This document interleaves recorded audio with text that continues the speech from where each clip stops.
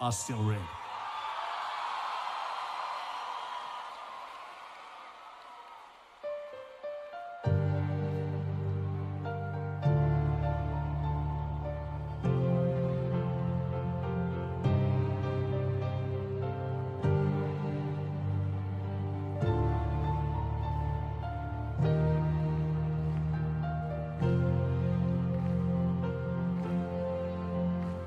Sweet little words made for silence, not talk, young heart for love, not heartache. Dark hair for catching the wind, not to wail the sight of a cold world. Kiss while your lips are still red, while he's still silent red. Bosom is still untouched. Bueno, y dentro de esa invitación a pasar por esa puerta santa, a recibir ese gran jubileo que la Iglesia ha proclamado con motivo, ¿no? Ha convocado con motivo del 2025 aniversario del nacimiento del Señor, hablemos de ello. ¿Cómo obtener ese jubileo? ¿Cómo obtener las indulgencias del jubileo 2025? Bueno, pues en la página Infocatólica también se publicó un informe hecho en la agencia Fides sobre esto en cuestión, ¿no? Haciendo una pequeña catequesis, una pequeña explicación, un poco, digamos, resumida, de cómo ganar las indulgencias, qué son las indulgencias y cómo ganarlas. Y yo me voy a hacer eco, voy a hacer aquí una mini catequesis explicativa. La cuestión está en que queremos que este año jubilar 2025 sea un año de sanación, de liberación de nuestros pecados, de las heridas que los pecados han provocado en nuestra vida y que oprimen nuestra alma. Y entonces la posibilidad de solicitar y obtener indulgencias, ahora explicaremos qué son, constituye un aspecto central, ¿no?, en la tradición jubilar. De hecho, pues el Papa Francisco en la bula de convocatoria decía que el término de misericordia es como intercambiable con el término indulgencia, pues porque se refiere al perdón de Dios, ¿no? Entonces, un pequeño vademecum con las indicaciones fundamentales de qué son las indulgencias, qué pasos hay que dar para ganarlas, etcétera. Primero, ¿qué es una indulgencia? Y la definición que hace la Iglesia es la siguiente: la indulgencia es la remisión ante Dios de la pena temporal, ahora explicaremos esto, de la pena temporal derivada de los pecados ya perdonados en cuanto a la culpa, es decir, aquellos cuya absolución se han obtenido mediante la confesión. Esta remisión de la pena temporal la obtiene el fiel que está bien dispuesto y ha cumplido ciertas condiciones, que ahora también vamos a explicar. Entonces vamos a ver, ¿qué es eso de la pena temporal? Decimos que la indulgencia es la remisión ante Dios de la pena temporal. Todo pecado conlleva dos consecuencias. Por una parte, un pecado es una ofensa a Dios y entonces nos priva de la comunión con Dios. Si es un pecado grave, mortal, nos puede llegar a matar, ¿no? Esa caridad o esa relación de comunión con Dios. Entonces, esa consecuencia tan horrorosa, dramática del pecado, ¿no?, que nos puede llevar a apartarnos eternamente de Dios, si nos aferramos a nuestro pecado, que puede recibir el castigo eterno de la separación de Dios, pues la manera que tenemos de romper, o sea, de sanar esa herida tan terrible que ha hecho el pecado, pues es el sacramento de la confesión. El Señor abre sus brazos misericordiosos y nos invita a recibir el bautismo, que es el perdón de todos nuestros pecados, y el sacramento de la confesión, que es la segunda tabla, el segundo bautismo, Entonces estamos llamados a que el sacramento de la confesión, también me gustaría, ¿no?, a lo largo de este año, hablar del sacramento de la confesión en este programa, ¿eh? Pero además de esta consecuencia de que el pecado es una ofensa a Dios y es una privación de la comunión con Dios si el pecado es grave, luego también hay una segunda consecuencia, que es la que se llama la pena temporal. Entonces, ¿qué es eso de la pena temporal? Bueno, es que resulta que todo pecado, incluso aunque sea pecado venial, además de la ofensa a Dios, causa también un apego malsano en nuestro corazón, un apego a las criaturas, un apego que necesita ser purificado. Es como si dijésemos, nuestro pecado por una parte ofende a Dios, pero otra parte te mancha a ti, porque genera en ti un apego, una tendencia que hace que el mal te resulte atractivo, ¿eh? Un apego. Y entonces eso tiene que ser purificado, porque aunque Dios te perdone por su infinita misericordia y por tu arrepentimiento, ¿no?, Dios te perdona tu culpa, la ofensa que le has hecho te la perdona, pero claro, en ti esa mancha, ese apego tiene que ser purificado para que podamos ver el rostro de Dios. Uno no puede entrar ante la presencia de Dios en el cielo sin estar purificado de ese apego que en mi corazón ha quedado el pecado, de esa mancha, ¿no? Y entonces a esa pena temporal, que se llama, bueno, pues que le llamamos pena temporal, es a la que la indulgencia se quiere de alguna manera prodigar sobre ella, pues para poderla purificar. Obviamente, ¿cómo uno puede purificarse de esa pena temporal? Bueno, pues se puede purificar en esta vida, pues mediante obras de caridad, viviendo una vida entregada a los demás, oración, obras de piedad, obras de misericordia, pero también, además de hacerlo con esas obras propias de uno mismo, también esa purificación la puede hacer con la ayuda de la comunión de la Iglesia, que eso es recibir las indulgencias, ¿no? Recibir las indulgencias es como decir, para purificarme tengo una contradicción, que según me voy purificando también me voy manchando por el otro lado, y entonces uno dice, ¿cómo completaré la purificación de mi vida? Y entonces recurre a la indulgencia plenaria, que es acudir al tesoro de la tradición de la Iglesia, del cuerpo místico de la Iglesia, para que de la sobreabundancia de los méritos de los santos, de la Virgen María, etcétera, yo pueda recibir esa purificación. Entonces, la indulgencia plenaria es aquella que remite completamente la pena temporal derivada de los pecados, ¿no?, que ya haya podido cometer. ¿Y cómo se puede obtener pues las indulgencias? Se obtienen cuando una persona bautizada se encuentra en gracia de Dios, es decir, sin pecado mortal, y entonces pide, se dispone a pedir a la Iglesia, pues, el recibir esa gracia. ¿Y cómo se obtiene? Pues, por una parte, estas son las 5 condiciones. Primera, realizar el acto específico al que la Iglesia le ha concedido esta gracia. En este caso, estamos hablando del año jubilar, pues el de peregrinar a una iglesia en la que se gane ese jubileo, pues que no solamente es en Roma o no solamente es en Tierra Santa, en todas las diócesis hemos designado una serie de iglesias en las que se puede ganar el jubileo. Entre nosotros aquí en nuestra iglesia, pues no sé si son 7 iglesias que hemos designado para poder ganar el jubileo. Y la primera es realizar ese acto específico de esa peregrinación. Segundo, confesarse.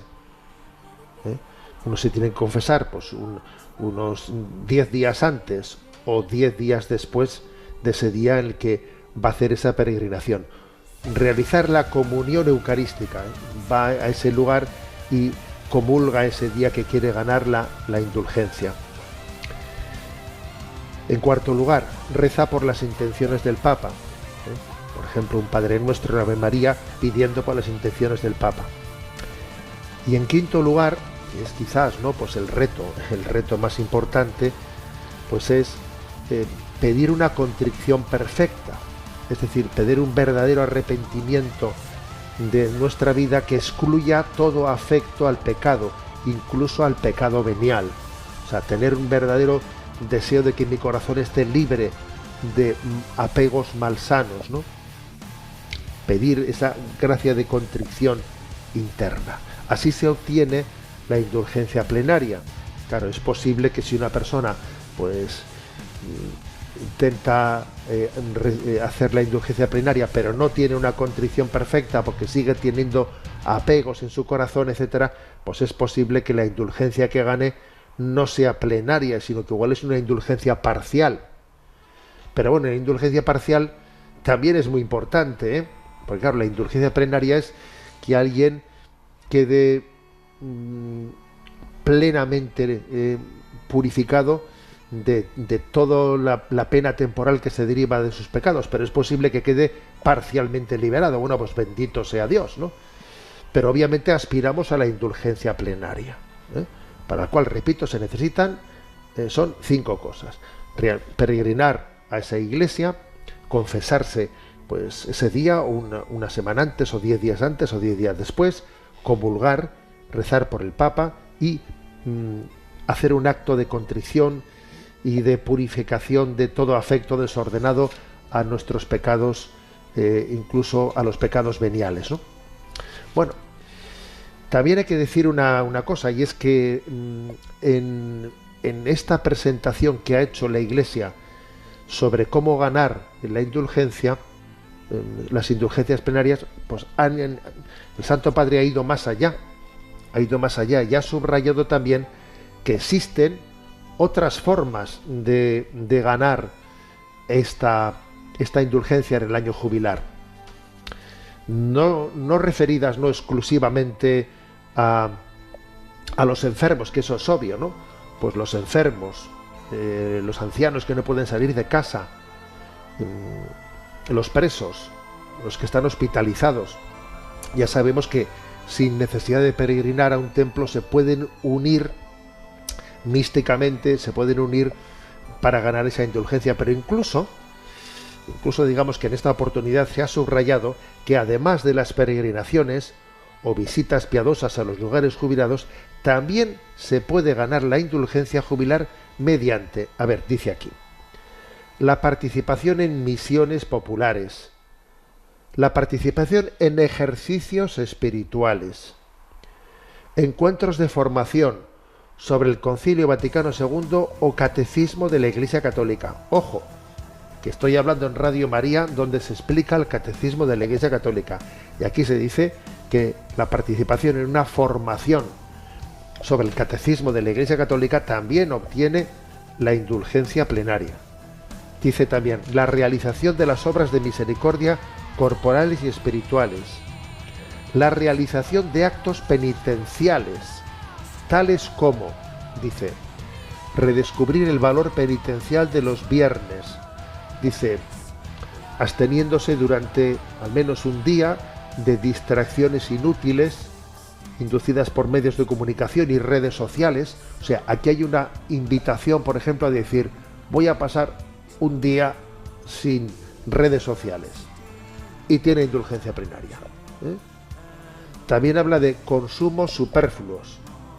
Por ejemplo, pues uno quiere ayunando de esto, ayunando del otro. O sea, uno dice, tengo determinados apegos y consumos, pues imagínate de forma de beber, o bueno, pues voy a prescindir de esto un día. También está lucrado con una indulgencia plenaria.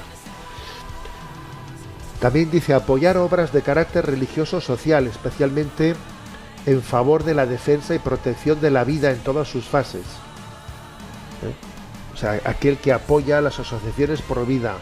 También la de los niños abandonados, a los jóvenes con dificultad, a los ancianos necesitados, a los inmigrantes procedentes de diversos países.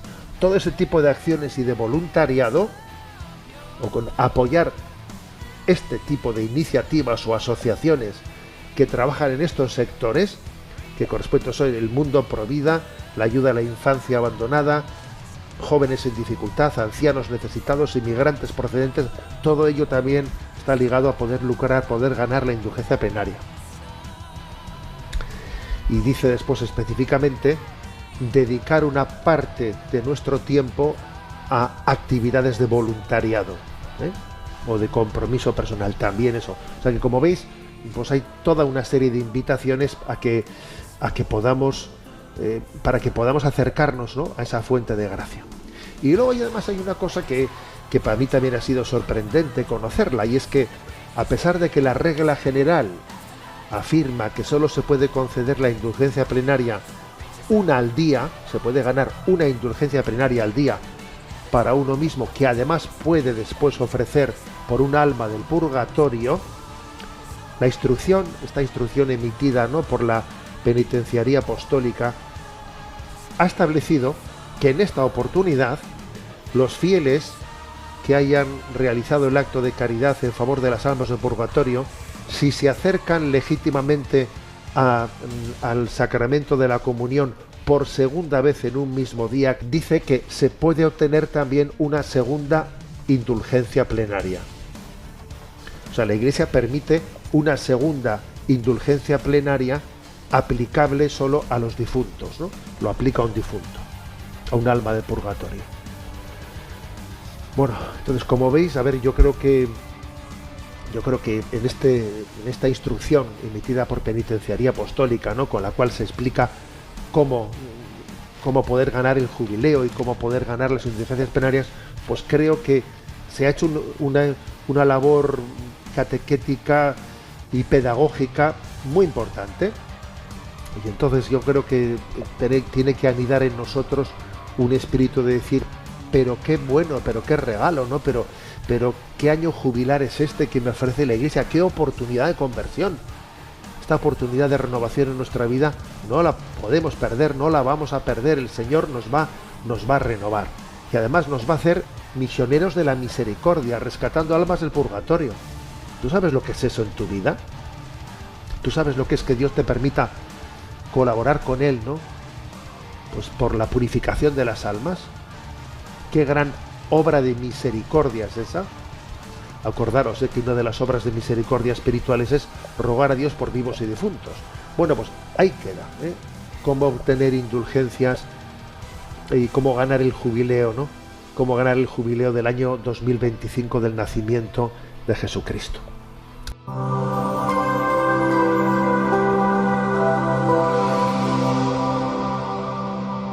Bueno, pues vamos a comenzar, si les parece, vamos a rezar un Ave María juntos para pedir la bendición del Señor, en el nombre del Padre, del Hijo y del Espíritu Santo. Amén.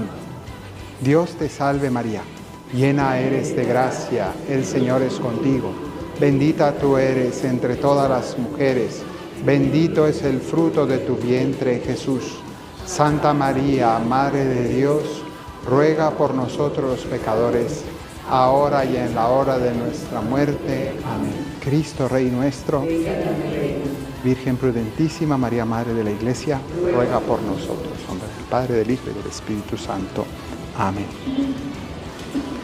Muy buenas noches, ya casi tardes a todos ustedes. Les agradezco mucho su presencia. Y bueno, pues primero me presento antes que nada. Soy el Padre Fernando Morales, legionario de Cristo. Yo trabajé durante muchos años aquí en Colombia, aquí en Medellín específicamente durante 4 años y luego otros más después. Y en concreto ahora, pues desde hace 3 años, yo ya no vivo aquí, yo soy mexicano, pero ya no vivo aquí, ahora vivo en Tierra Santa, vivo en Jerusalén. Y allí pues me dedico sobre todo a prestar mi servicio a la Santa Sede, al Vaticano, en un centro que pertenece al Papa, pero pertenece a la Santa Sede, para acoger peregrinos. Se llama Notre Dame de Jerusalén.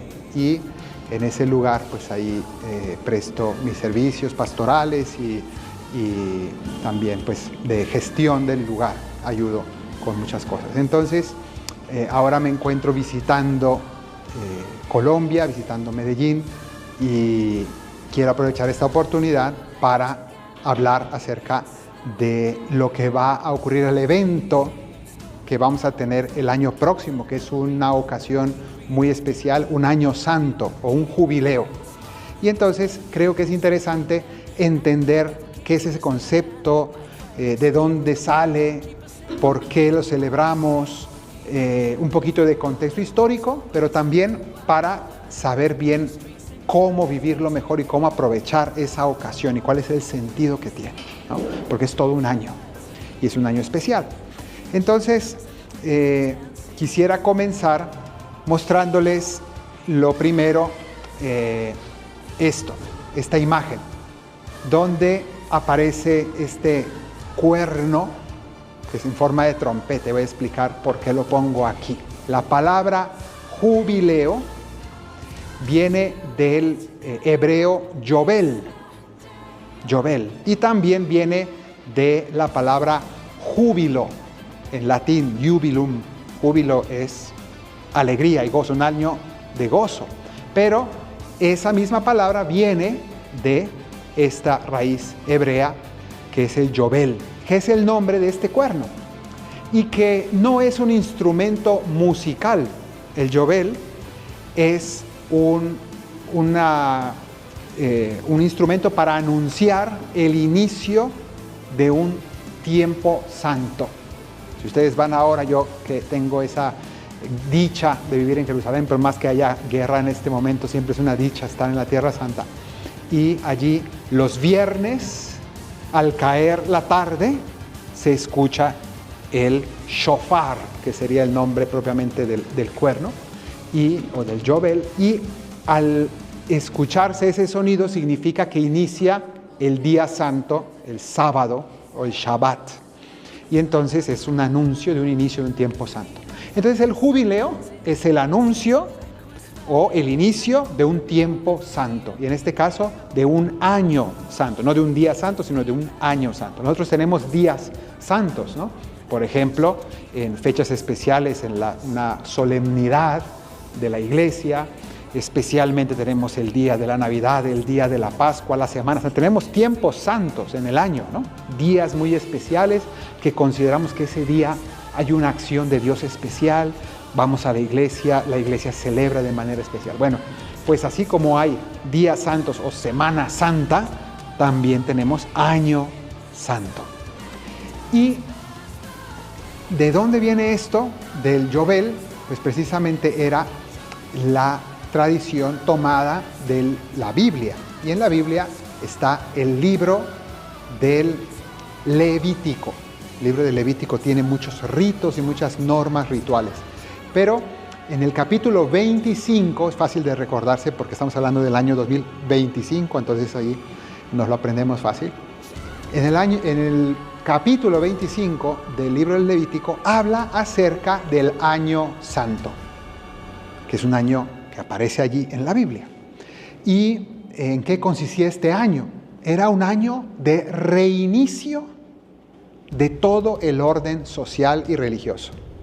Reinicio, que más o menos la palabra reinicio nos suena al computador, cuando uno ya se empieza a hacer muy lento, entonces uno lo reinicia para que vuelva otra vez a funcionar bien. Bueno, pues también ocurre con la vida y con el orden social y con el orden de la iglesia.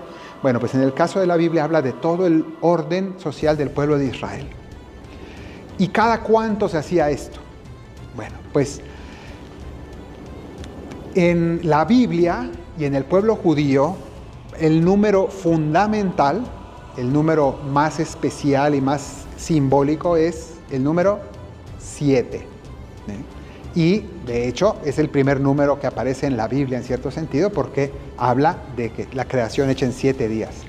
Nosotros organizamos el mundo y la vida en semanas. La semana, que es conjuntos de 7 días, es una invención de los judíos y de la Biblia. Es un asunto religioso, ¿no? Que ha pasado a ser un tema ya de uso común, pero es un asunto religioso.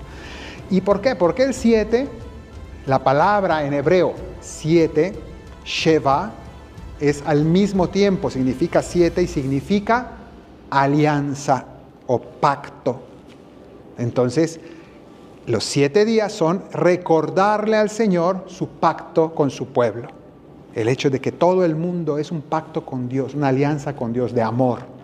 Él está para nosotros, pero nosotros también estamos para Él.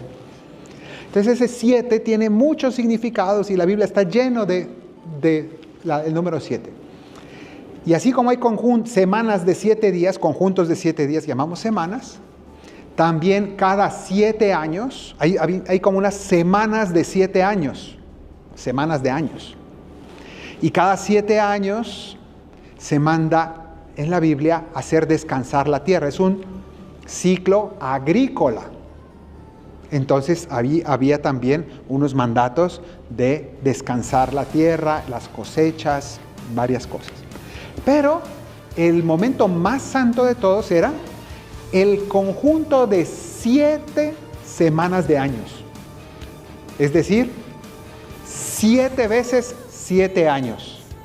7 por 7, 49. Entonces, 49 años pasan y después de 49 años viene el año número 50. Entonces, cada 50 años se reinicia todo el orden social. Ese es como el sentido que le da la Biblia. Y entonces, cada 50 años había que reorganizarlo todo. Y eso sí, en el momento de este Yobel, de este momento santo, de este año santo, cada 50 años, según la Biblia, entonces se perdonaban a muchos presos, se perdonaban muchas deudas, se devolvían muchas cosas a sus propietarios, las tierras se redistribuían equitativamente para que no hubiera grandes latifundistas y gente que no tuviera propiedad. Se repartía de nuevo todo para volver a reiniciar el orden social y volver a funcionar correctamente todo lo que se había desordenado en los últimos 50 años. Entonces, este era el sentido bíblico. En realidad, en tiempos de Jesús ya no se podía vivir esto, ya no se hacía. Estamos hablando de tiempos del Antiguo Testamento hasta antes del exilio, de la invasión de los asirios, ¿no? Entonces, ya desde esa época ya no se pudo celebrar porque esto implicaba que lo tuviera que celebrar todo el pueblo de Israel y después que se dividieron los reinos y hubo mucho desastre, solo quedó escrito en la Biblia. Pero era algo que estaba allí. Bueno, ese es el Antiguo Testamento. Entonces, acabo de hablar de cómo lo hacían los judíos y cómo celebraban esto. Hoy ellos tienen otra manera de vivir estas cosas, pero esa es la base, el trasfondo bíblico de lo que nosotros hacemos. Ahora bien, resulta, ahora vamos a pasar ya a tiempos nuestros, a tiempos de la iglesia. Resulta que después había una práctica que en el medioevo se empezó a promover cada vez más, como una manera de reiniciar no el orden social entero, sino la vida personal. Las personas buscaban un modo de reiniciar su vida. Todos tenemos experiencia de que la vida se nos puede ir desordenando. Y muchas personas sienten la necesidad de tener una oportunidad de hacer un borrón y cuenta nueva, ¿no? De volver a empezar en muchas cosas y de poder enmendar sus pecados y de poder tener una vida nueva, ¿no? Entonces, ¿cuál era esa práctica que se empezó a hacer cada vez más en el medioevo? La práctica de la peregrinación.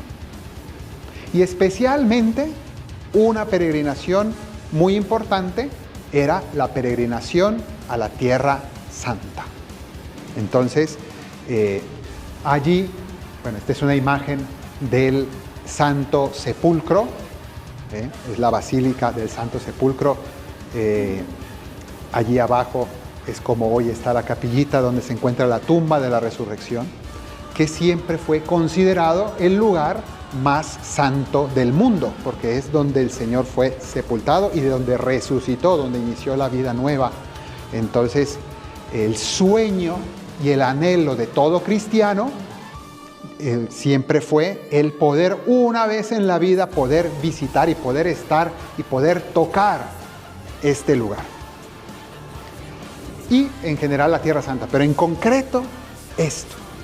Entonces, la gente tenía esa ilusión, ese deseo. Pero en el medioevo el medioevo es muy largo y tenemos unos momentos muy críticos para la Tierra Santa en los que llegan los musulmanes, arrebatan a los cristianos los lugares santos, después llegan los cruzados, recuperan la Tierra Santa precisamente por el significado tan importante para tantos cristianos que querían ir allí y porque esta basílica había sido destruida por completo por algunos musulmanes. Entonces los cruzados fueron a recuperar este sitio, reconstruyeron esta iglesia. La que hoy se ve es básicamente la que hicieron los cruzados.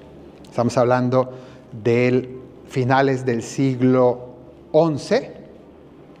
Entonces, ellos llegan allí, reconstruyen, recuperan la Tierra Santa y empiezan a ayudar a que las personas vayan de nuevo a la Tierra Santa y viajen hasta allá. Pero después de esto, otra vez los cruzados perdieron los lugares santos, fueron expulsados de nuevo por los musulmanes y así se mantuvo hasta el siglo XX, prácticamente con distintas formas, pero desde entonces, estamos hablando del finales del siglo XIII hasta el siglo XX, prácticamente era un peligro enorme ir a la Tierra Santa. Se podía, pero con muchos riesgos. Entonces, la gente tenía esta práctica de ir a la Tierra Santa y, sin embargo, nosotros, claro, hoy decimos ir a la Tierra Santa, pues compro un pasaje de avión, me subo, hago alguna escala, llego ahí muy cansado por el vuelo y me voy a un hotel y me doy una vuelta por la Tierra Santa y me regreso. Pero en realidad eso no es la peregrinación de la que estamos hablando en ese momento. En aquel tiempo, ir a la Tierra Santa no solamente era llegar y tocar este lugar, que es lo principal, sino que todo el viaje, imagínense ustedes cómo iba una persona hasta la Tierra Santa. Primero, caminar hasta un lugar donde pudieran tomar un barco. No de cualquier puerto podían tomar un barco. Eran viajes larguísimos donde la gente exponía su vida y su salud y era altamente probable que murieran en el intento de llegar. Era lo más probable que una persona caminando, yendo en los medios de la época y llegando a un barco y que el barco se hundiera o que los asaltaran o que tantas y tantas cosas que en realidad la gente cuando emprendía la peregrinación, como dijimos, era para reiniciar su vida, para recomenzar, pero ¿cómo lo podían hacer? Bueno, pues con ese viaje, poner en peligro su vida de una manera heroica. Y después, cuando ya no estaba en manos de cristianos, el lugar era todavía más riesgoso porque era llegar a tierras musulmanas arriesgando la vida allí. Pero con todo eso iban porque sentían que era una penitencia por sus pecados. De manera que la práctica de la peregrinación, especialmente a la Tierra Santa, se convirtió en una práctica de penitencia que era visto como una indulgencia plenaria que te perdonaba todos tus pecados. Claro, uno se confesaba, pero luego purgaba sus pecados con todo ese viaje y llegando allí, el hecho de estar en el lugar santo se sentía casi como un nuevo bautismo, como recuperar la inocencia perdida y como volver a nacer. Entonces ahora nos vamos entendiendo lo que significaba esto. Pero, como les he narrado un poco la historia, resulta que estos lugares santos cada vez fueron más y más inaccesibles e inseguros, hasta el punto que se convirtieron en casi imposibles de visitar. Entonces, debido a esto, entonces se empiezan a crear nuevos lugares de peregrinación. La gente ya tiene la convicción de que la peregrinación es el modo más profundo de cambiar de vida. Y efectivamente, la peregrinación no solamente es un peligro, sino que es un proceso. Es un camino largo donde la persona viaja, pero en ese viaje se desprende de su pasado, reflexiona, cambia de vida, cambia de corazón, aprende a orar. Realmente es un camino de conversión, es una práctica de verdadero cambio interior.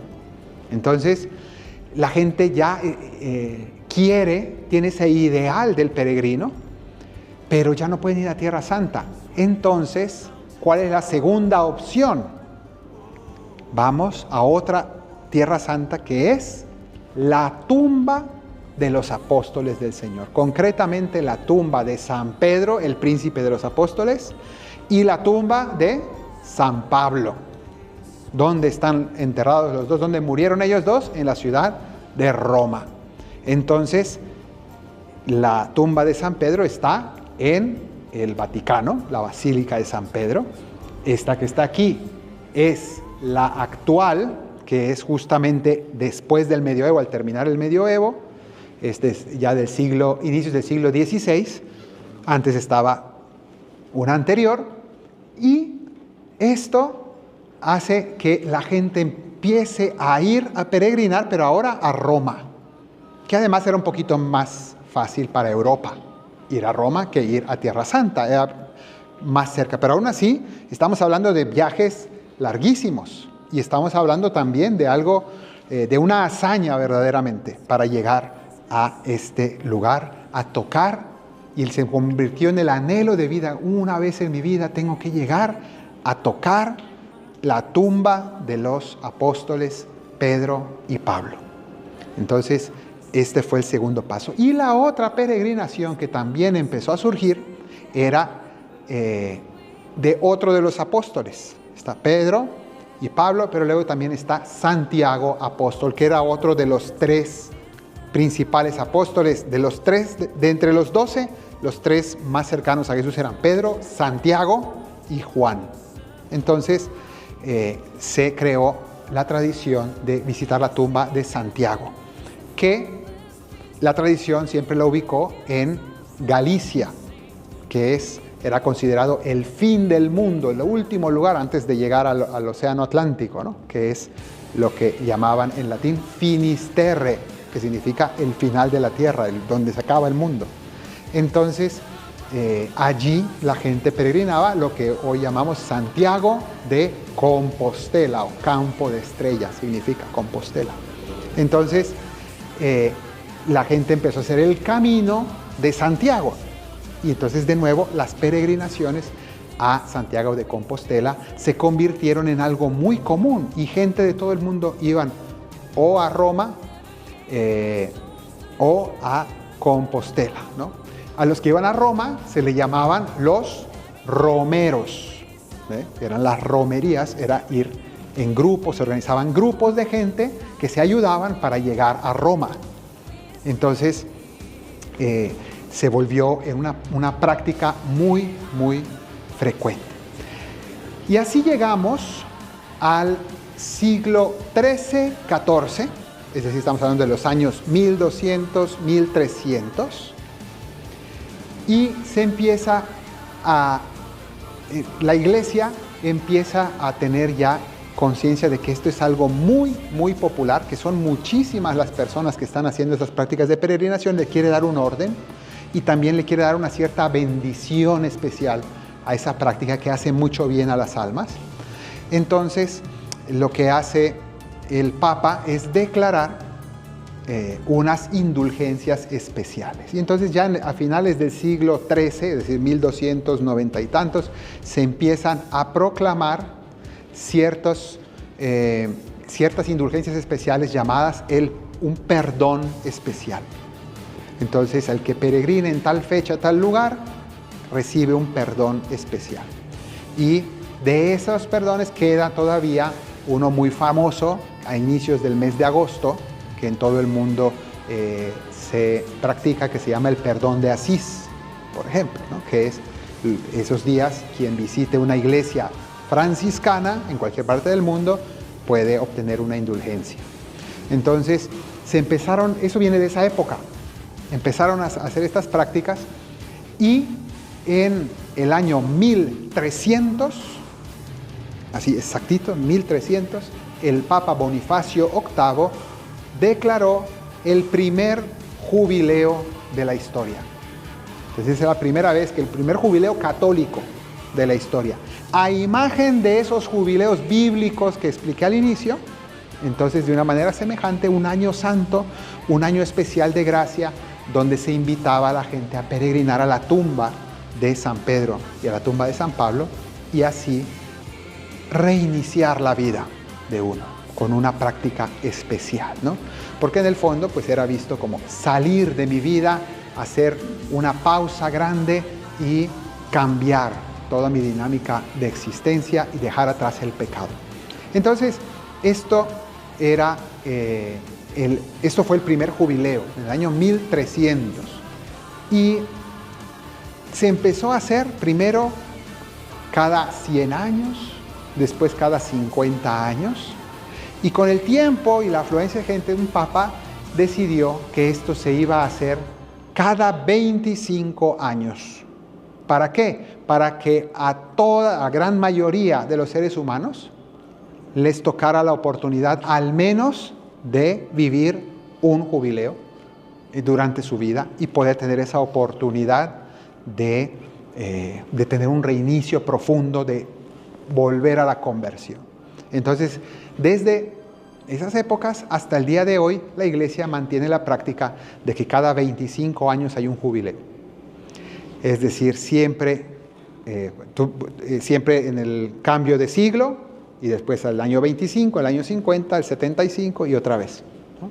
Entonces, nosotros tuvimos un jubileo en el año 2000. Y, sin embargo, uno diría, bueno, el siguiente va a ser el del 2025. Sí y no, porque esos son los jubileos ordinarios y luego los papas pueden también proclamar un jubileo extraordinario, es decir, fuera del ordinario.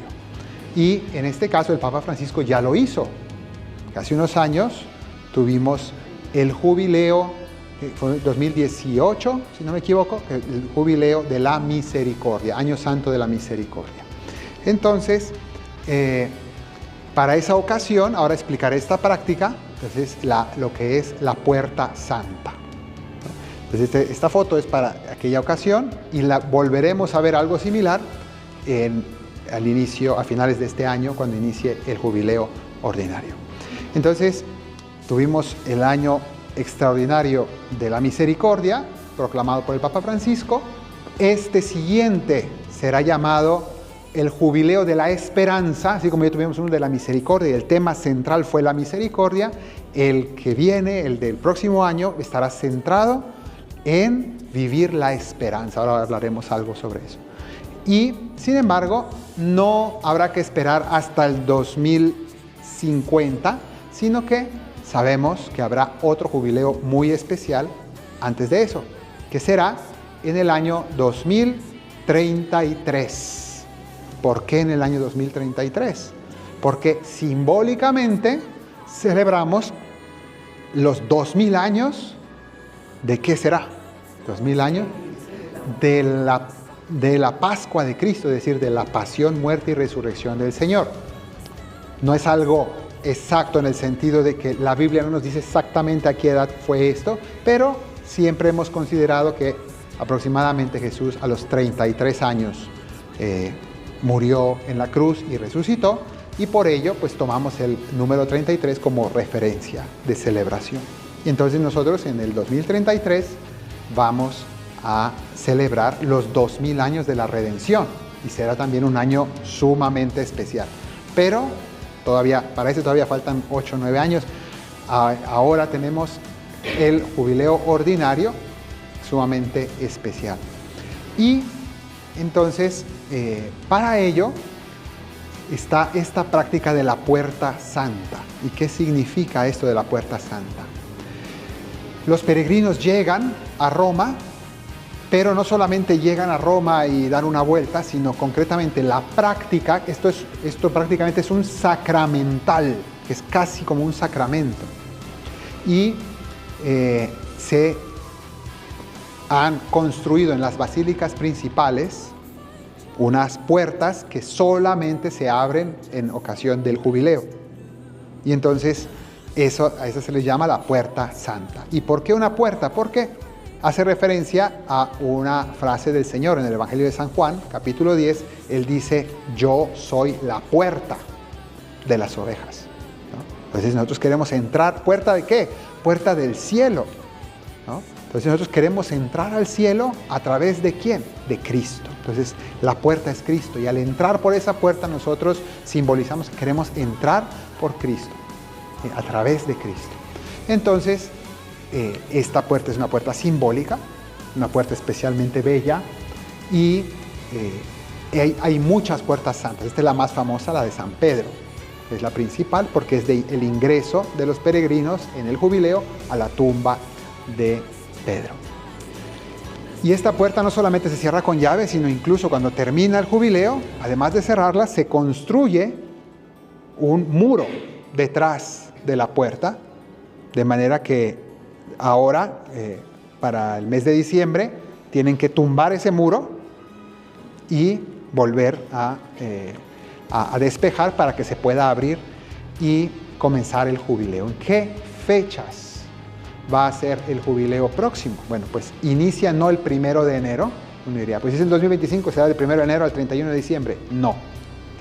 El jubileo iniciará en la noche de Navidad de este año, es decir, la noche del 24 de diciembre, hora de Roma, y allí será la ceremonia de apertura de la Puerta Santa. Y la Puerta Santa estará abierta desde ese momento todo el año hasta la fiesta de Epifanía, 6 de enero 2026. Es decir, que estamos hablando de 1 año y 15 días aproximadamente, sumando una semana antes y una semana después.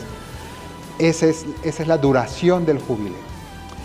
La apertura de la Puerta Santa de Roma y la clausura de la Puerta Santa de San Pedro serán esas fechas, y luego, justo después de la apertura y justo antes, los días antes de la clausura, habrá otras aperturas de puertas santas de otras basílicas en Roma, porque no, la indulgencia que el Papa quiere dar no es un privilegio exclusivo de quien puede ir a Roma, ¿no? Sino es para todos. Pero no cabe duda que es una gracia especial el poder hacer o tener esta práctica de llegar a la tumba de Pedro, que tiene todo ese simbolismo y toda esta práctica de salir de la propia comodidad para llegar a un lugar lejano a buscar la gracia de Dios. Entonces, esta Puerta Santa, pues la veremos abrir ya muy próximamente. Vamos a hablar ahora brevemente acerca de qué son las indulgencias, porque es importante entender esto, un poco cómo funciona y qué son las indulgencias que concede la Iglesia. Porque uno dice, bueno, tanta cosa del perdón de los pecados, Padre, pero si yo voy a mi parroquia y me confieso y ya está. ¿Para qué necesito todo esto de indulgencias, peregrinaciones, prácticas? A mí me enseñaron de que uno va y se confiesa y ya está. Bueno, en parte tiene razón, pero vamos a explicar mejor cómo funciona esto. Porque cuando uno tiene pecados, todos somos pecadores, y necesita el perdón de Dios, efectivamente uno va a la confesión, y allí en la confesión, si uno se confiesa correctamente con las actitudes necesarias, uno obtiene el perdón de sus pecados. Eso es verdad. Sin embargo, hay un aspecto que hay que tomar en cuenta, y es que se me perdonan los pecados en cuanto que el Señor me dice, no te voy a cobrar esta falta, te perdono. El Señor es muy misericordioso. Pero lo que no se me quita con la confesión son las consecuencias negativas que obra el pecado en mi corazón. Porque cada vez que yo peco, mi corazón se apega más al pecado. Y cada vez que yo peco, me vuelvo más pecador, más apegado al pecado, me vuelvo una peor persona en cierto sentido. El Señor me ama mucho y me dice, yo te perdono, bendito sea Dios, pero yo cada vez que sigo pecando, me sigo haciendo una peor persona en cierto sentido, me sigo apegando más, le tomo más gusto al pecado, si ustedes quieren. Me acostumbro, me habitúo más al pecado y eso no me lo quita el perdón de Dios, porque son cosas distintas. El perdón es un asunto de justicia, pero aquí en cambio es un tema de purificación. Yo necesito purificarme, necesito purificar mi corazón, necesito arrancar esas raíces que las hierbas del pecado han dejado en mi interior. Entonces, esta es la cuestión, necesito esa purificación. Y esa purificación se obtiene de muchas maneras. Ahora vamos a hablar de lo que la Iglesia nos propone y nos invita a hacer. Pero, pues en parte se trata de penitencia, se trata de hacer obras buenas y de otras muchas cosas, de prácticas de oración que nos van liberando, nos van purificando, nos van limpiando, nos van haciendo mejor persona, nos van desapegando del pecado. Y eso es lo que todos necesitamos, porque confesarse es muy fácil, pero purificar las consecuencias del pecado, eso no es fácil. Eso no es fácil.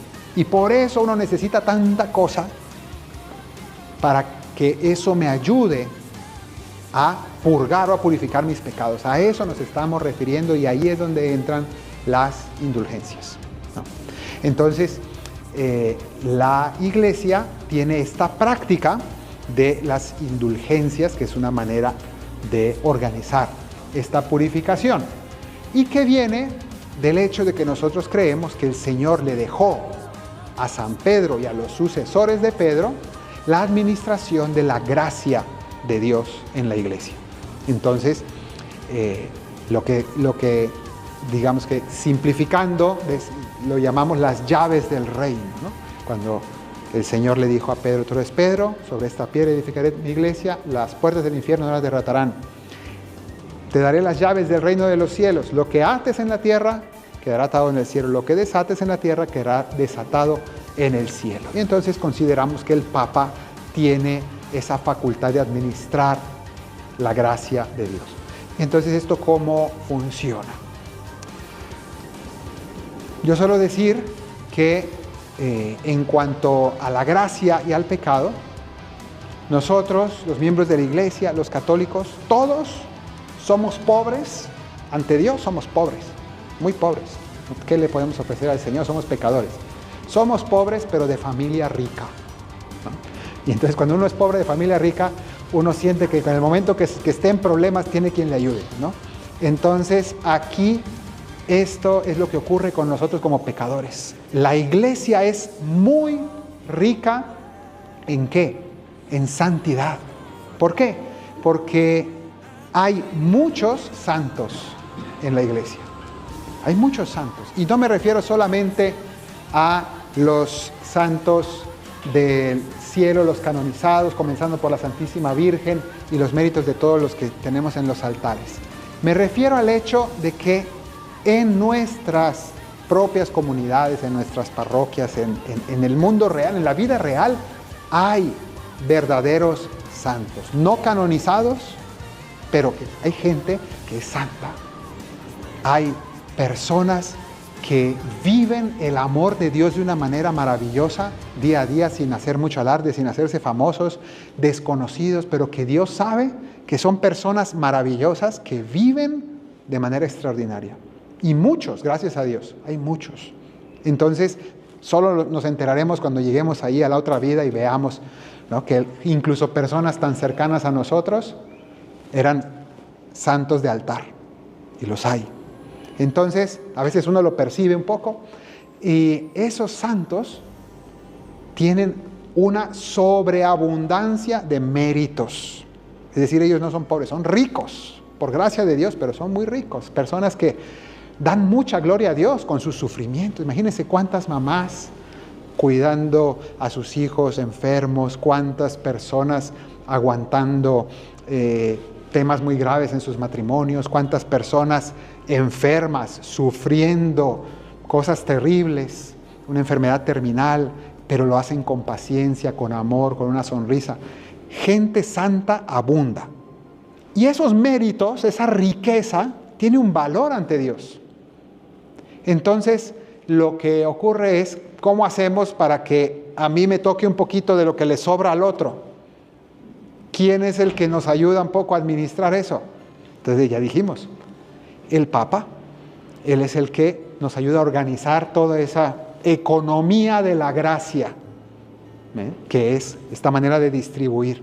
Y entonces el Papa dice, bueno, yo tengo las llaves del reino, ¿no? Y las llaves también del tesoro espiritual de la iglesia, donde está contenida toda esta gracia maravillosa de santidad.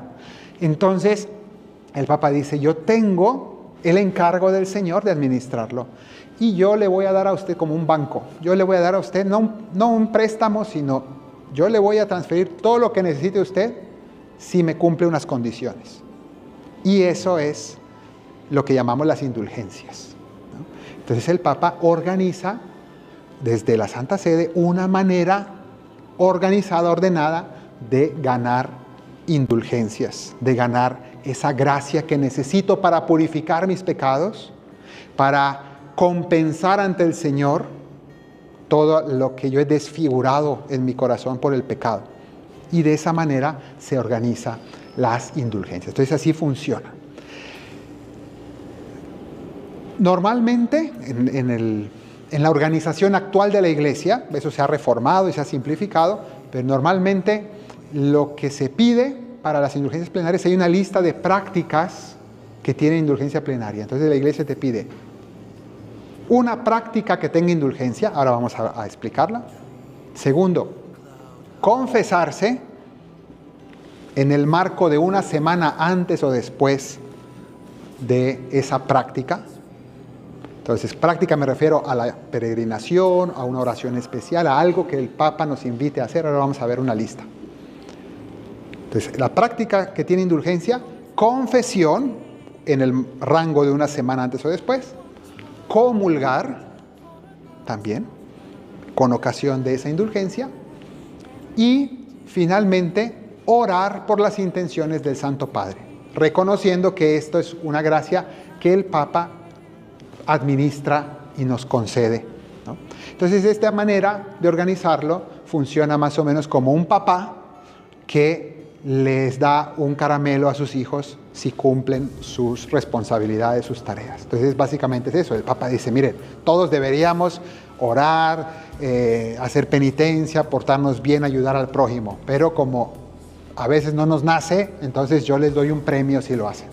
Y entonces esa es la indulgencia, ¿no? Y de esa manera se organiza para que nos motive a hacerlo. Y el jubileo es un momento especial donde la Iglesia hace como una campaña espiritual fuerte y nos invita a toda la Iglesia. Durante este año vamos a poner todo para renovar nuestra vida, para renovar la Iglesia, para renovar el mundo, porque necesitamos un impulso más fuerte, necesitamos poner más entusiasmo a la vida espiritual, y eso nos ayuda, un año más intenso de gracia, ¿no? Entonces, estas condiciones que he dicho, una acción indulgenciada, un acto indulgenciado, algo que lleve indulgencia, confesarse, comulgar y orar por las intenciones del Papa. Y de esa manera uno gana una indulgencia plenaria.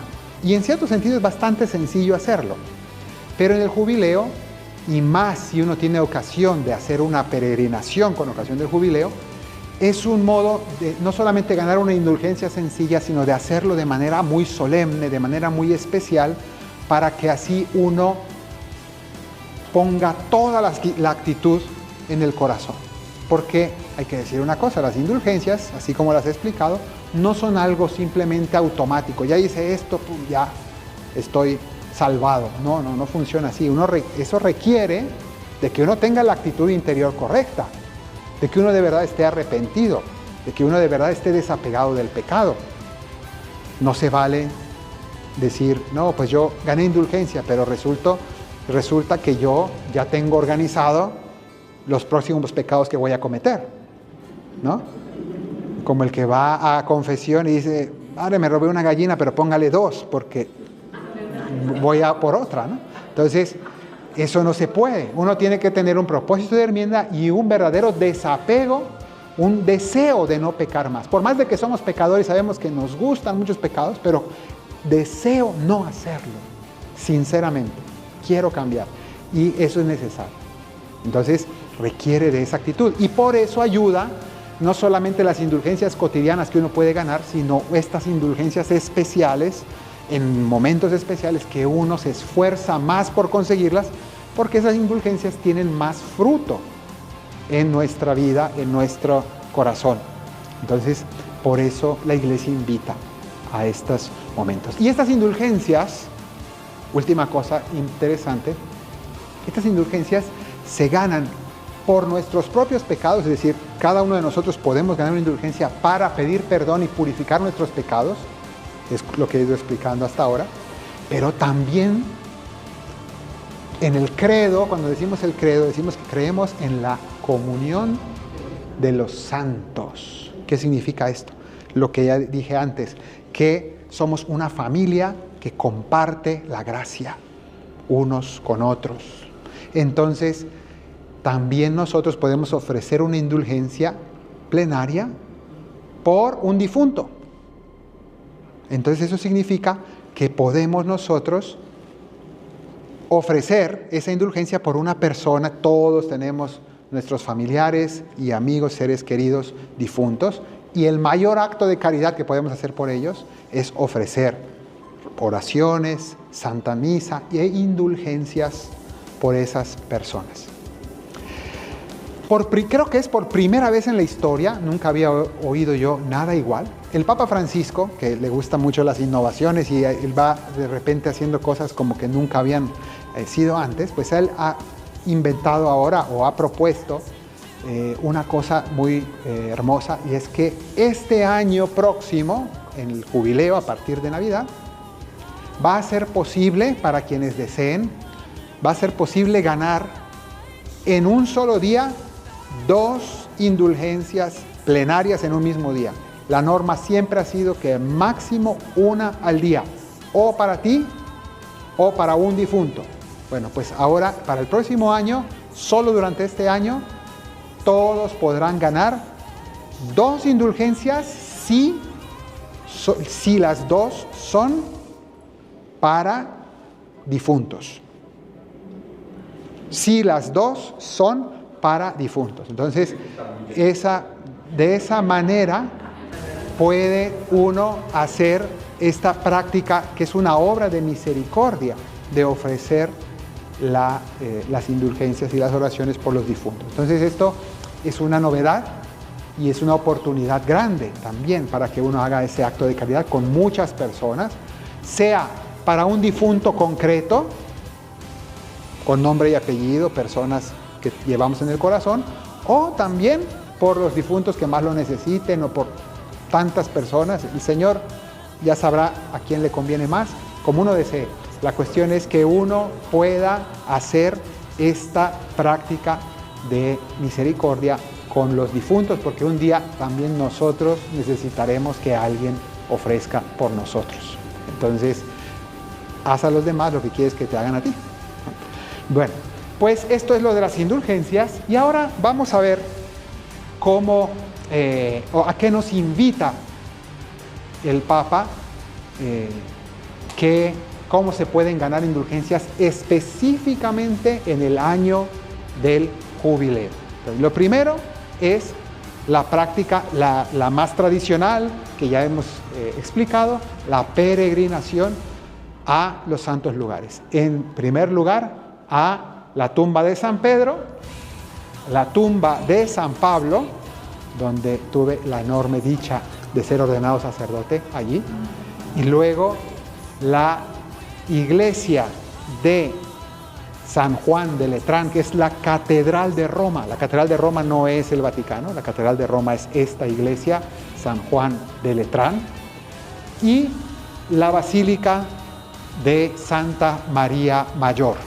Entonces, estas 4 que he mostrado son consideradas o son llamadas las basílicas papales. Las 4 tienen puerta santa. Y en el jubileo, pues hoy, actualmente que es tan fácil moverse o relativamente fácil moverse, pues uno llega a Roma y visita las 4 basílicas, ¿no? Incluso lo podría hacer el mismo día, pero bueno, la cuestión es que se visitan las 4, pero basta una de ellas para ganar la indulgencia plenaria. Además de esto, en el decreto de las indulgencias para el próximo año se nos dice que se puede ganar indulgencia visitando la Tierra Santa, que es la peregrinación original, ¿no? Y que realmente es el lugar más santo del mundo, que es el Santo Sepulcro, ¿no? Tengo la enorme dicha de vivir a menos de 10 minutos a pie de este lugar. Y también la Basílica de la Natividad, en Belén, donde nació Jesús, y la Basílica de la Anunciación en Nazaret, la casa de la Virgen, donde el ángel anunció a María. Entonces, en el jubileo se puede peregrinar o a una o a otra o a las dos, ¿no?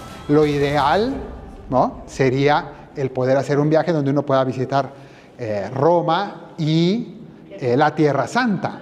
Pero, y de hecho sería de desear, pero dadas las circunstancias actuales en la Tierra Santa, pues es muy poca la gente que se plantea hacer esto. Yo les digo ya de entrada que quien quiera ir, vaya. Yo vivo allá y realmente uno puede ir. Yo ahora, dentro de 15 días, tengo un grupo de personas que van a ir desde Colombia y desde Estados Unidos a peregrinar conmigo en la Tierra Santa. Y se puede estar.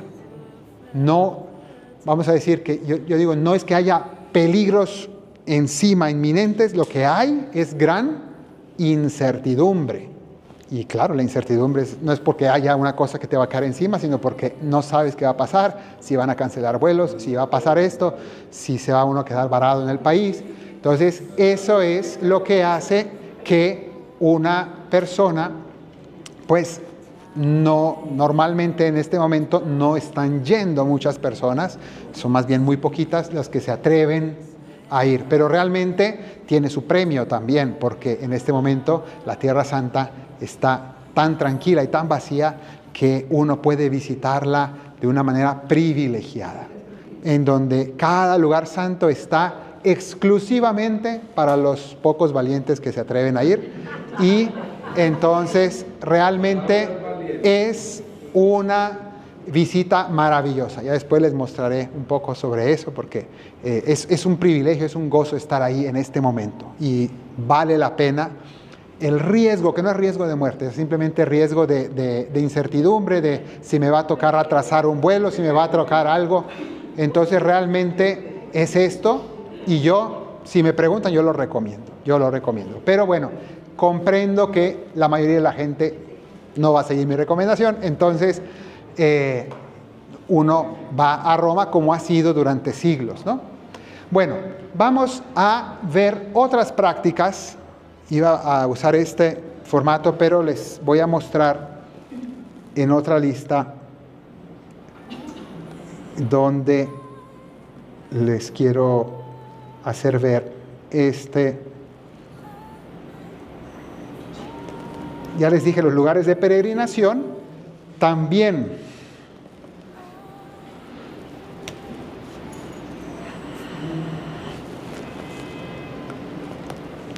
les dije que en los lugares santos, y dice en otros lugares del mundo. Entonces dice aquí, las 2 basílicas papales menores de Asís. Entonces va a hablar de otras iglesias que también se invita a visitar. 2 basílicas papales menores de Asís, que es la de San Francisco y la de Santa María de los Ángeles, que es la Porciúncula. Las basílicas pontificias de la Virgen de Loreto. Todas estas están en Italia. La Virgen de Pompeya, San Antonio de Padua, cualquier basílica menor. Entonces aquí ya se internacionaliza más, porque basílicas menores Entonces uno puede ir aquí, por ejemplo, a Chiquinquirá o a El Señor de los Milagros de Buga o a otros muchos lugares. Iglesia Catedral, la Catedral Metropolitana, o con Catedral, santuarios marianos, y cualquier insignia iglesia, colegiado, santuario designado por cada obispo diocesano o eparquial. Es decir, la idea es que uno pueda ir, incluso si no tiene los medios para ir muy lejos, de verdad puede hacer una peregrinación. Pero como les digo, si uno tiene la oportunidad de hacer la versión más solemne, pues es ocasión de que uno pueda hacer una práctica especialmente sentida y profunda de purificación interior. Entonces, además de esto, dice, otras maneras de ganar indulgencia, no solamente peregrinando, hay más. Obras de misericordia o penitencia recomendadas. Primera, misiones populares. Entonces, ir de misiones. Aquí, quienes son del Reino Cristo conocen bien la práctica, pues aquí hacer misiones populares de ir a predicar el Evangelio, a tocar las puertas, a anunciar e invitar a las personas a acercarse a Dios, es una práctica que en el jubileo de manera especial otorga de indulgencias y purificación interior. Ejercicios espirituales durante un fin de semana al menos, dedicarse a la oración, un retiro de fin de semana, un retiro de conversión. ¿Qué está haciendo la iglesia? Invitando a que la mayor parte de la gente pueda hacer estas cosas. Hay gente que no lo hace, que dice, no, yo no retiros, no. Bueno, este año sí. No tengo la costumbre, no, pero este año, aunque no tenga la costumbre, ve y haz un retiro de fin de semana. Te va a hacer mucho bien. Te va a hacer mucho bien y además el Papa te da premio, porque quiere que todos los hijos de la iglesia cambien de vida y sean bendecidos. Luego, número 9. Encuentros de formación sobre documentos del Concilio Vaticano II o el Catecismo de la Iglesia Católica.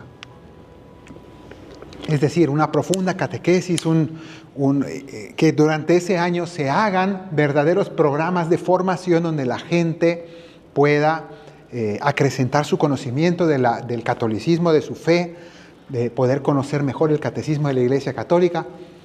Número 10. Quien se dirige a visitar por un tiempo adecuado a los hermanos que se encuentran en necesidad. Este es muy interesante como lo explica aquí, porque dice enfermos, encarcelados, ancianos en soledad, personas con capacidades diferentes.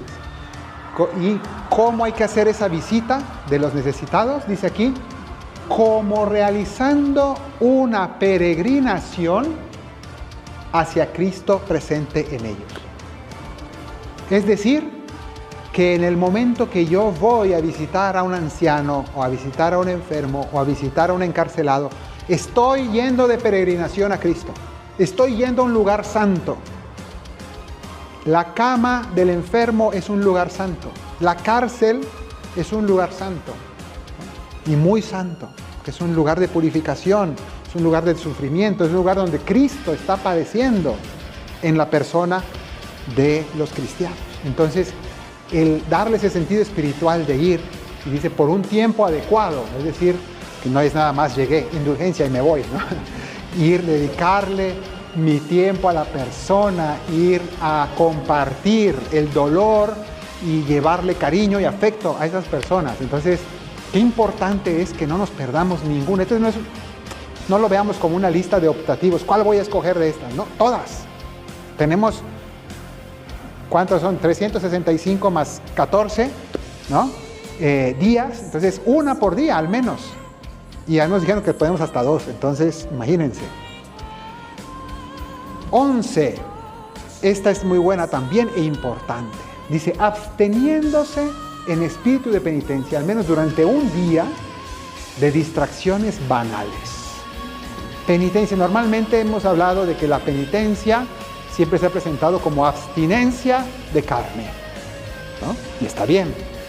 Y la iglesia, aunque muchos no lo saben, la iglesia pide que todos los católicos los viernes nos abstengamos de comer carne. Pero en Cuaresma, no solo en Cuaresma, en todo el año. La iglesia nos invita a una abstinencia de carne todos los viernes para unirnos al Señor. Es una invitación que aquí se amplía y dice: abstenerse al menos durante un día de distracciones banales, sean reales, o sea, ir a lugares de diversión, o también virtuales, es decir, no perder el tiempo en redes sociales o en la televisión, es decir, dedicar mi día a cosas provechosas, sea de trabajo, de familia o de oración, cosas que me hagan bien, pero no a perder el tiempo en distracciones banales. Entonces, si planeo un día sin esto, para muchos es una penitencia dura. Estamos habituados, es tan fácil perder el tiempo en tonterías, y el Papa nos invita al menos un día. Entonces, aquí nos dice, por ejemplo, medios de comunicación, es decir, televisión y redes sociales, lo que hemos dicho, y de consumos superfluos, importantísimo. Consumo no solo de información, no solo de redes sociales, sino ¿dónde uso el dinero? Compras innecesarias. Entonces, todo esto, quitar consumos superfluos. Por ejemplo, ayunando o practicando la abstinencia según las normas generales de la Iglesia y las especificaciones de los obispos. El momento, el día más indicado, no es que sea el único, puede ser cualquier día, pero el día más indicado son los viernes como día penitencial, es la práctica tradicional de la Iglesia, para que así uno mi penitencia, mi sacrificio, que aquí se me propone, con el sacrificio de Cristo en la cruz. Y de esa manera tiene mayor significado. Luego, otorgando una proporcionada suma de dinero a los pobres. Proporcionada significa no 2 monedas, pero tampoco me dicen cuánto, cada uno según su posibilidad. Pero que uno diga, voy a ayudar a alguien que lo necesita en verdad. Dice la Escritura que la limosna cubre multitud de pecados. Pecadores somos todos, pero un camino también de purificar los pecados es yo aportar, ayudar a aquellos que más lo necesitan, porque es un acto de justicia, no solo de caridad. De caridad es que uno ayuda así, pero de justicia, es decir, esa persona no ha tenido las mismas oportunidades que yo. En justicia yo debo abrirle oportunidades a otros. Entonces allí es el sacrificio de compartir los bienes que Dios me da. Siguiente, sosteniendo obras de carácter religioso o social. Puedo ayudar a una obra religiosa, a algo que ayuda a la iglesia, a la fe, o también obras de carácter social. Basta que no sean cosas malas, ¿no? Pero también fundaciones que, aunque no sean religiosas, pero que uno ve que realmente están ayudando a la sociedad, a los que lo necesitan. Entonces apoyar. Especialmente a favor de la defensa y protección de la vida en cada etapa de la vida, sea contra el aborto, contra la eutanasia al final de la vida, o en general de los niños huérfanos, la calidad de vida de la misma, de la infancia abandonada, de la juventud en dificultad, de los ancianos necesitados o solos, de los migrantes de diversos países que abandonan su tierra en busca de una vida mejor para ellos y sus familias. Entonces, todo lo que sea ayudar a este tipo de causas lleva indulgencia. El Papa lo premia porque quiere que toda la vida hagamos. Esto debería ser una fotografía de la vida de un cristiano. Pero, si no, al menos el jubileo vamos a ensayar, ¿no? Para ver si se nos pega algo y se nos queda para después del jubileo. Eso es. Después, dedicando una adecuada parte del propio tiempo libre a actividades de voluntariado. Es decir, uno puede dar dinero, pero hay otra cosa muy valiosa que tenemos, nuestro tiempo. Darle nuestro tiempo a visitar a los enfermos, sí, pero también al voluntariado. Entonces, ir y participar en tantas cosas que hace falta manos y pies para ayudar. Entonces, y también aquí al final habla de cómo pueden ganar indulgencia también los enfermos que no pueden hacer quizá nada de esto. quizá no pueden salir, no pueden ir a visitar, no pueden ir a peregrinar, no pueden ir, pero también ellos tienen una manera. En atención a quienes no podrán participar en solemnes celebraciones, peregrinaciones o visitas por grandes motivos, también para los monjes y monjas de clausura que no salen de su monasterio, los ancianos, los enfermos, los reclusos, los que están en hospitales o porque cuidan enfermos también y no pueden moverse, estos conseguirán la indulgencia jubilar con las mismas condiciones.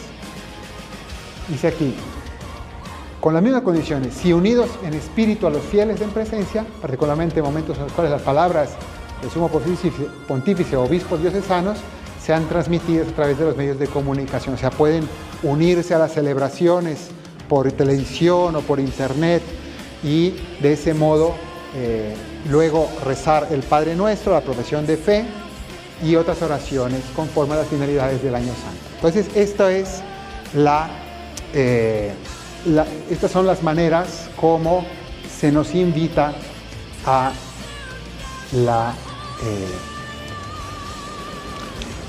esta práctica de las indulgencias. Bueno, demos gracias a Dios.